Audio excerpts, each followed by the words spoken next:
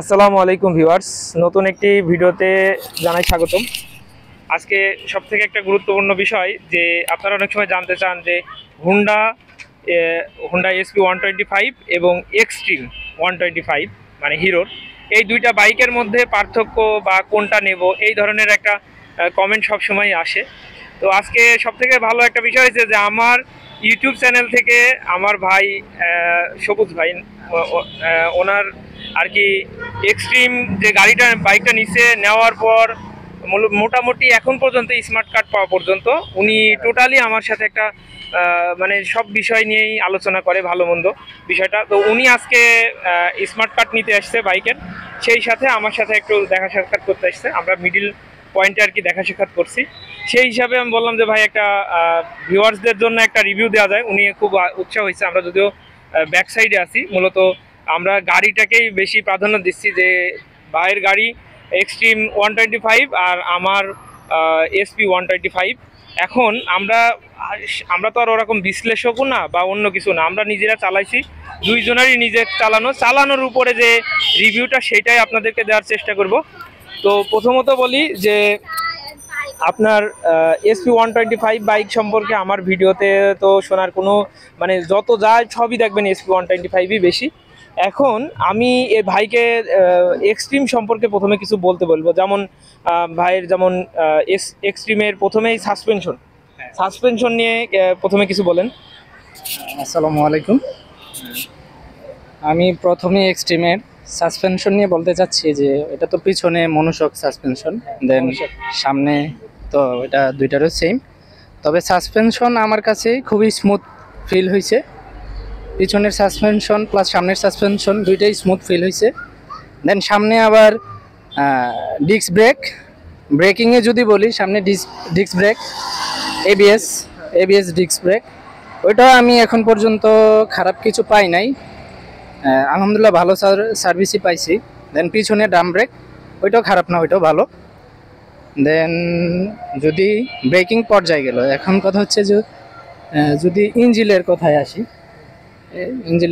আসলে ইঞ্জিন কোয়ালিটিও খারাপ ফিল হয় নাই। তবে এটা বলতে পারি যে 125 সিসির গাড়িতে এই গাড়ি চালানোর পরে 125 সিসির ফিল হবে না, 150 সিসির ফিল হবে। আর কি বলা যায়, দেন মনে করেন মানে উনি তো আসলে ওনার মতো করে বললো। আমি যদি কম্পেয়ার করি যে এই বাইক আর এই বাইকের ভিতরে দেখা যাচ্ছে যে আমি চালাইছি, আমাকে একটু দেখা যাচ্ছে যে আমি এক্সট্রিম এটাই আমার প্রথম চালানোর অভিজ্ঞতা। তো সেইটুকু থেকে আমি আসলে অল্প চালানোর থেকে অভিজ্ঞতা তো আর বেশি কিছু হয় না আমার কাছে। দুইটা বাইকের ভিতরে যদি কম্পেয়ার করতে বলেন, তো এক্সট্রিমের প্রথম যদি আমি সবসময় বাইক কেনার পিছনে আমি প্রথম বলি সাসপেনশন। তো এক্সট্রিমের সাসপেনশন বেটার দেন এসপি 125, মানে এটা বলতেই হবে। এর সাসপেনশনটা যদি কেউ এই বাইকটা চলে তো একটা আলাদা ফিলিংস হবে, বিশেষ করে সাসপেনশনের কারণে, মানে এর কমফোর্টনেস এবং সাসপেনশন। দেন 2 নাম্বার যেটা লাগছে যে ব্রেক, এবিএস ব্রেক, এটা খুবই ভালো। এখন সাসপেনশন আর ব্রেক এটা তো ওইটা স্পেশাল হয়েছে এক্সট্রিমের, কিন্তু হোন্ডা বাইকের বিষয়টা আমার কাছে মনে হয়েছে যে হোন্ডার যে ইঞ্জিনের স্মুথনেস, ইঞ্জিনের যে কোয়ালিটি, ইঞ্জিনের মানে একটা শব্দ, এটা আমি এক্সট্রিমে পাই নাই। এখন এক একজনের মতামত এক এক রকম হইতে পারে, এক একজনের এক এক রকম আসতে পারে। আসলে কোনো বাইক এক একটা বাইক এক এক কোম্পানি তৈরি করছে, তাদের এক এক রকম কোয়ালিটি আছে। হোন্ডার এক কোয়ালিটি, এক্সট্রিমের এক কোয়ালিটি। আসলে এইভাবে আলাদা করে পার্থক্য করে বলা খুবই কঠিন যে এই বাইকটা নেন, ওই বাইকটাই ভালো, বা এই বাইকটা নেন, এই বাইকটা ভালো। এক একটা বাইকের এক একটা ভালো মন্দ দিক আছে। আমি যেমন বললাম যে সাসপেনশনের দিক থেকে এক্সট্রিম অবশ্যই এক নাম্বার। আর এটা মনে করেন সাসপেনশনে একটু দুর্বল তো ভালোই তো নয়। ব্রেকিংয়েও ধরেন যে এটা সিবিএস ব্রেক এসপির, আর আপনার এক্সট্রিমের হলো এবিএস ব্রেক অবশ্যই ভালো, এন্টি লক ব্রেকিং সিস্টেম। আর সিবিএস ব্রেক এটা মনে করেন সাধারণ ব্রেক, এই সাধারণ ব্রেকের সাথে কম্বাইন করা। এখন আমার কাছে যেটা ভালো মনে হয়েছে যে দুইটা যেমন আপনার এই দুইটা এফআই ইঞ্জিন, বাট এক্সট্রিমের যে তেল, আপনি তো বললেন যে কত এক্সট্রিম নিয়ে এক একজনের অপিনিয়ন এক এক। যেমন তেলের বিষয়ে আপনার এভারেজ মাইলেজ কত পাচ্ছেন এখন? তবে আমি প্রথম সার্ভিসের আগে, অর্থাৎ 550 কিলো চলার আগে আমি গ্রাম সাইডে অর্থাৎ অজপাড়া গ্রামের সাইডে ওইটার মাইলেজ তখন ভালো থাকতো, 53-54 এমন থাকতো। 53 দেন ঢাকা সিটিতে প্রথম সার্ভিসের পরে ঢাকা সিটিতে চালানো শুরু করছি। দেন এটা আস্তে আস্তে কমতে ছিল, 47, 48, 45, এখন 44, পর্যন্ত কত 45। আসছে এখন? দেন এখন 5,500 কিলো চলছে, অলরেডি 3টা সার্ভিস শেষ। দেন আরো মানে টুকটাক কাজ করাইতেছি, তার মধ্যে এখন এটার মাইলেজ এভারেজ হচ্ছে 40-41। এটা আমার বাইকের ক্ষেত্রে এভারেজ মাইলেজ 40-41। হ্যাঁ, এখন 40। এই বাইকটাই ভাই ঢাকাতে এবং এলাকায় দুইটা মিলিয়েই চালাইছে সে। তাই কুমিল্লায় যা আশা করে সেইটার উপরে বেস করে দেখাইছে যে এখানে আসছে আপনার 40-41। কিন্তু SP 125 বাইক, এটার মাইলেজ আসছে এখন পর্যন্ত আমার আছে 62.4। মানে মাইলেজে আবার SP 120 আমার কাছে মনে হয়েছে সেরা। এখন এটা তো হিসাবের কথা, আপনি দেখবেন দুইটা FI বাইক কিন্তু এটার মাইলেজ বেশি পাইছে আর এটার মাইলেজ কম।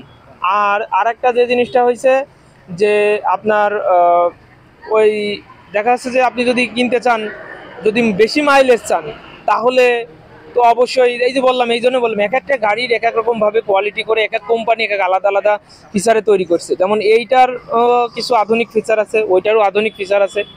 এইসব কথা নাই বলে এটাগুলো আপনারা ঘাটলেই পাবেন। কিন্তু আমি যে সিম্পলি ইউজারের কাছ থেকে কথা, এটা একদম গোছালো না হইতে পারে, কিন্তু এইটাই কিন্তু জেনুইন তথ্য যে এটাতে আমি 62 সামথিং মাইলেজ পাচ্ছি, এটাতে 41 সামথিং মাইলেজ পাচ্ছি ভাই, এটাতে 41 সামথিং মাইলেজ পাচ্ছি। এখন এইটুকু হলো পার্থক্য আর মানে মাইলেজের।